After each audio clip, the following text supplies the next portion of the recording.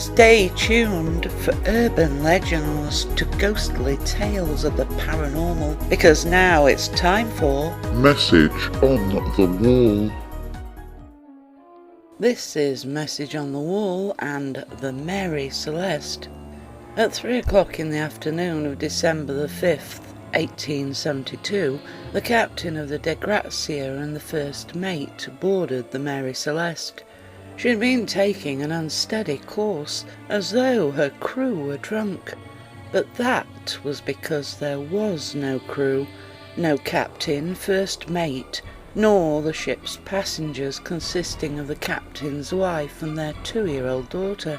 They'd all simply vanished, never to be seen again. The mystery of the Mary Celeste and what happened to the 10 people on board may never be solved. There can only be theories, some being more plausible than others. The popular story goes that when the Mary Celeste was boarded, it was like everyone had just stopped what they were doing and left the ship. The last entry in the captain's log was dated November the 24th, which meant by the time the De Grazia came upon her, she had been sailing herself for 10 days.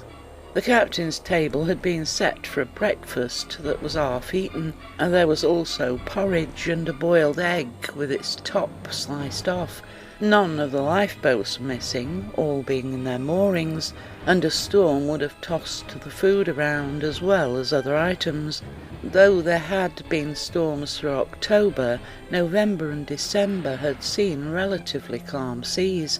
If there had been a mutiny, there was no sign of a struggle, and they would have had to leave by means of another vessel.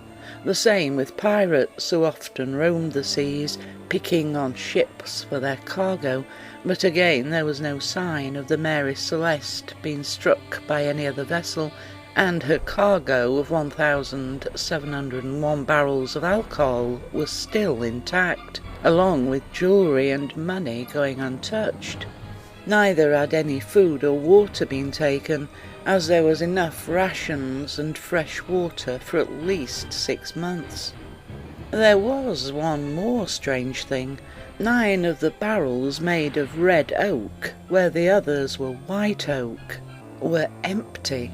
Theories have been put forward that the crew got drunk to the barrels, giving off fumes that forced those on board to abandon the ship. But who is to say they ever contained alcohol? Suspicion even fell on the De Grazia, but with no proof. With mutiny and pirates being ruled out, there have been more theories of time travel to alien abduction. The owner, James Winchester, decided to sell the ship, but before he could do so, his father died while bringing it back to America from its landing in Gibraltar. Over the next 13 years, the Mary Celeste passed through 17 owners. The last, a Mr. Parker, wrecked her to claim insurance on a non-existent cargo, but the ship wasn't going to go down onto the seabed so easily, and being caught on the reef, Parker attempted to set fire to her.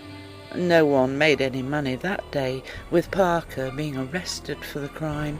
The Mary Celeste was deemed beyond repair and left to her fate, where she finally slid from the shoal and sank, but was not forgotten, as in the captain's hometown of Marion, Massachusetts, the Historical Society keeps a display of artifacts from the Mary Celeste in memory of Captain Benjamin Briggs.